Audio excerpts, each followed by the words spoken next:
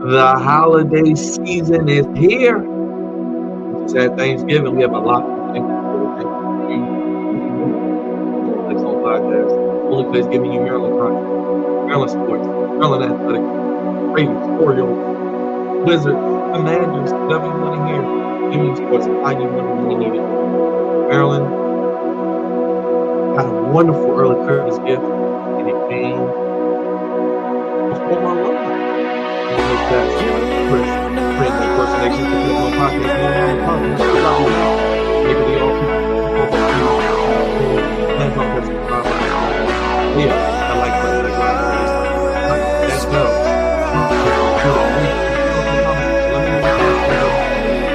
Eight-figure donation. How do you feel they're going to use this money? How do you want it to be used? What are your thoughts on the early signing day? Leave your favorite emoji. Leave it to 8th Thanksgiving. Leave what you want for Christmas. Just comment. It helps us out tremendously, and it costs you nothing in a world where everything is so expensive. The Flex Zone is free for you. So let's get into it. And University of Maryland announced an 8-figure donation a little bit over 24 hours ago. The craziness of the NIL era, I know you know all about it. It's basically open season. It's free agency, that with the transfer portal. And it's funny that this news literally came out hours before the early signing period began, literally a day before. We know Malik Washington is going to be coming to the Maryland Terps, the 5-star local quarterback. The recruiting class is in the top 25 among most pundits and rankings. They have a mentality that they want to all come in together, build something in, and play together for the long term with Mike Locksley. So it was announced that Steve Schanwald, a graduate of the class of 1977, has pledged $18 million. Counted $18 million. That's right, 18 million big ones to the University of Maryland, with $10 million going directly towards the athletic department.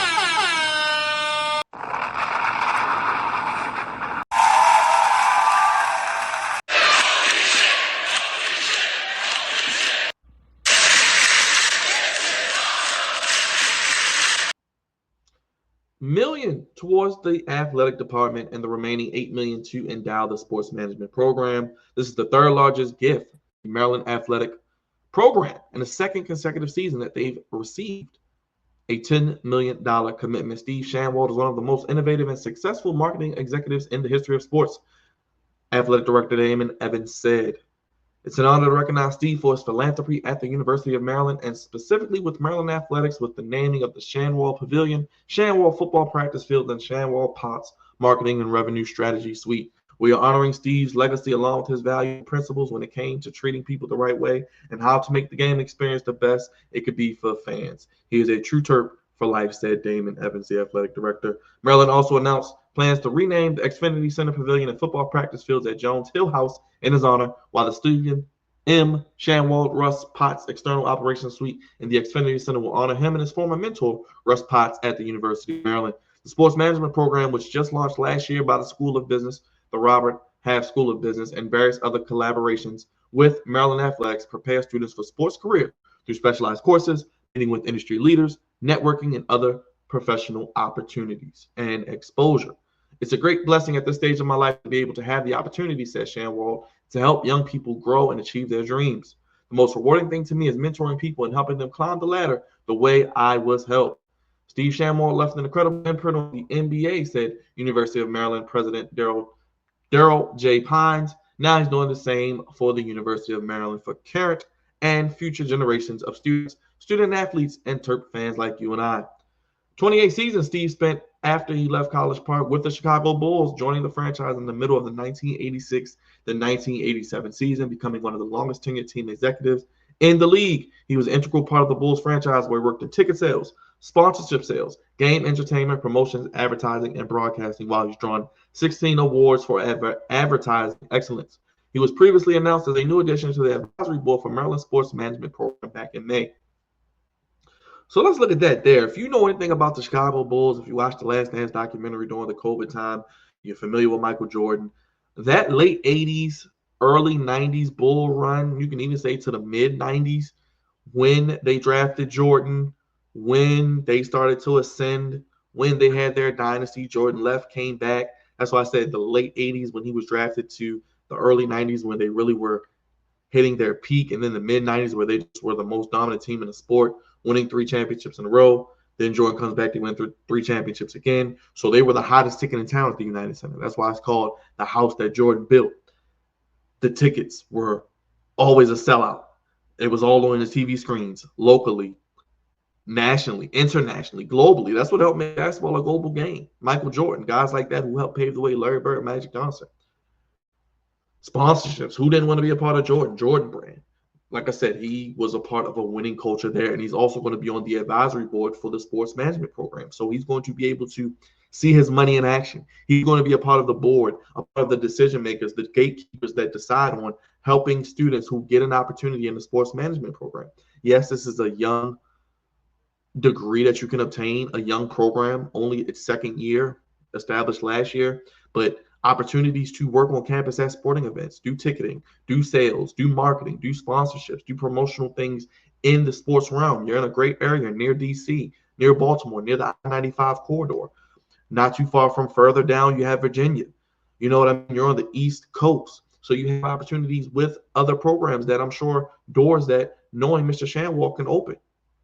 And I'm sure he knows people at Chicago Bulls probably, or affiliated with the Bulls that were affiliated with the Bulls that can help students with internships and opportunities to get that exposure and opportunities in the sports management field, working event day staff, game day staff, setup and tear down, things of that nature, crowd control, making sure things are where they need to be at games and where the game day operations run smoothly. And it's a great experience for fans and ticket holders and the student athletes that they can not only come to College Park to get and play football, basketball, whatever sport, but they can be prepared for life after football, get the education, get the opportunities in sports management, which a lot of athletes look to get into and look to take their career to the next level after their playing career. So big shout out again to Mr. Schanwald. Big shout out to everything he's doing. It is indeed awesome. It is indeed something.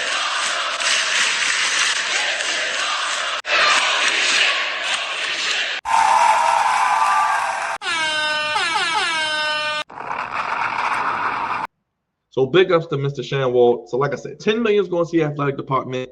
I'm just speculating. In the college football game today, you have to pay to play. The best players, the 4 stars, the 5 stars. You see it in your own conference in the Big Ten. Right up the road, Penn State. What are you doing to get that 4 or 5 star from James Franklin? What are you doing to get that guy from Michigan? What are you doing to get that guy from the Ohio State, USC? Now Indiana. You still got Michigan State. Illinois was a perennial top 25 team all season. Rutgers beat you. Northwestern has beaten you and passed you by. Minnesota has passed you by. So these teams are getting the guys that are better on the field, but you can tell a player, hey, I want you to come around. I want you to be the guy. I want you to start. I want you to make an impact. Okay, I'll come play for Maryland, but how much you going to pay me? That's how the conversation is going to start. That's how the conversation is going to end. Oh, that's great. That all sounds good, but what are you going to pay me?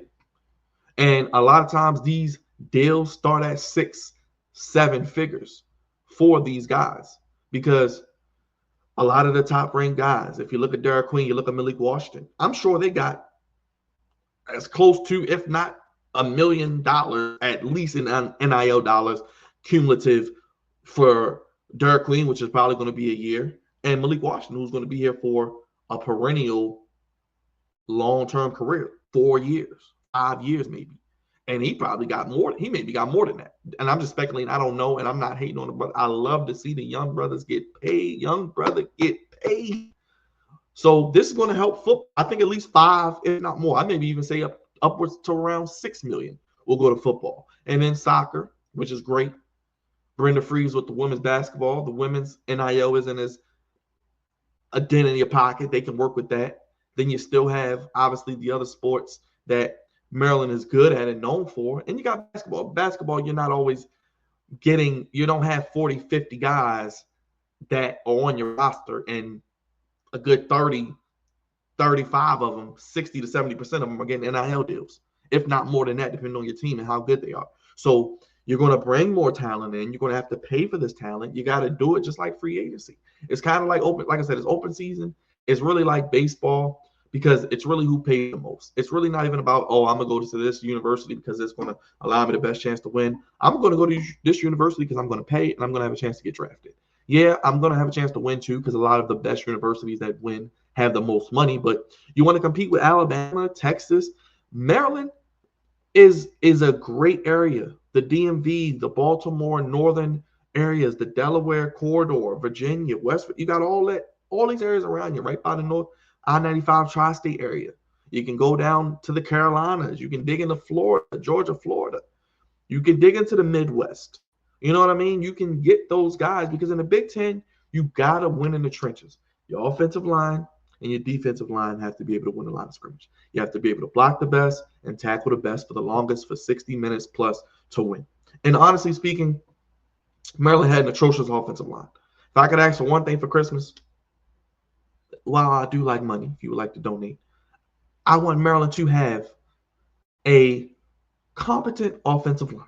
Doesn't have to be great, doesn't have to be all American, doesn't have to be all Big Ten, but just guys that you know can hold up, can attack the defense, win at the first and get to the second level and create manageable runs so they can run the football. So they don't have to just sit back there and throw and get exposed and get dominated. Look at the Ravens. They don't have a great offensive line, but they can run block decent enough at times to get to that second level, get on the backs, get on the linebackers and defensive backs, and the running backs can get downhill, get to that second level. You drop back to throw, you can't even count to 3 seconds. 1,001. Well, by the time you get to 1,002, you're getting pressure. You're getting hit.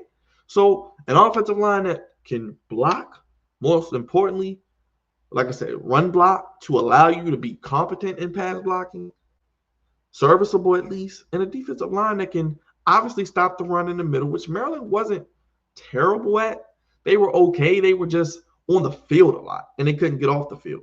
And their secondary just was young and inexperienced, and they weren't very good either because on top of that, they don't get pressure on the quarterback. So you got to fix those two things before you do anything else. You bring in all the 5-star quarterbacks. You got always have good skill players, running backs, receivers, tight ends. You're going to have more coming in that want to play with Malik Washington because he's going to help their numbers offensively. And Loxley's an offensive coach with a wide reach of recruiting. I think Loxley does a decent job at it. I think one of the best things Loxley does, his play calling is a lot to be desired, in my opinion. He seems like a leader of men. Guys seem to want to play for him, I'm not going to lie. But he also is a guy that seems to be able to win a room. He can be a leader of men and recruit and really get guys to believe in what he's selling. And that's what you have to be at the top, first and foremost, when you play at the college football level and you're a coach. And this is a big year for Loxley. Like I said, I'm giving him 2025. I want to see how he does with his freshman quarterback. Because him and Malik Washington are going to be tied at the hip. So him and Loxley next year, they need to go out and get him a young offensive coordinator that maybe there's a guy he's worked with in high school that can come in and maybe help out as a quarterback coach, or maybe Loxley can call the plays, or maybe there's someone out there at the college ranks who's young, who's ready to ascend to an offensive coordinator position that can help a quarterback or has helped quarterbacks like Malik Washington. Maybe there's a guy locally or somewhere, someone he works with in the offseason that he trains with, these big names that he can bring in, like the Ravens did with Chuck Smith for the pass rush. Someone to be a passing game coordinator that helps with the passing game of this team. There are a lot of ways they can go with this, but I think Maryland football gets at least 5, if not 5.5, almost 6 million of this 10, which they need because they're going to need to go out and get some 4 and 5 stars to go with Malik Washington, especially in the trenches. And you're not in Iowa. You're not in the Oklahomas, the Iowa States, the Wisconsins, the Midwest, where you can have these homegrown linemen all the time. A lot of times you got to go out and get them from those areas. And how do you get them? You got to pay them to come and bring them in. Those are my number 1 and number 2 things this offseason for the Terps. What are you doing to improve the offensive, and what are you doing to improve the defensive lines? And yes, the secondary, that's right behind it. Defensive line and secondary go hand in hand, so those are tied at the hip as well. But those are the 3 things I'm really, really looking at in the offseason. And maybe even, can you find a legit kicker? Do you have that on your roster? We have a punter. You have a kicker? Those are questions I have going into the offseason, which I'll be more go into the schedule and how I think things are going to work out. But sound off below. Let me know how you're feeling with the Maryland Terps getting this wonderful, wonderful deal and getting $18 million, $8 million for management program, the Robert Half School of Business Sports Management program. So if you're looking to go to a great university already, College Park, already great. I'm not just saying that. You have a sports management program in this area where you can go for conference. So you got to compete with Penn State. You got to compete with Ohio State, Michigan State, Indiana, Wisconsin. You got Oregon in the Big Ten now. You got to compete with Oregon. I forgot about Oregon. Like I said, you got USC, UCLA. Trying to come up. You got, like I said, Rutgers and Northwestern and Minnesota. You're really few. You're at the bottom. You are the bottom team. You're one more thing away from being a conference. So you're the worst team in the conference. Purdue is terrible. I think they're going to be terrible. Illinois, I ain't talking about them.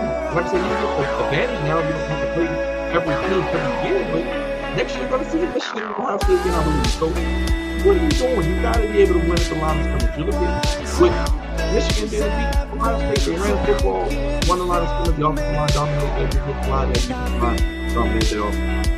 Rob, slam dunking like Derek Green, lay up there like Bud Light. Woo, man, Toby Rice, like Rodney Rice, and Black Pepper like Julian Richard. You made it this far. Appreciate it. I love you.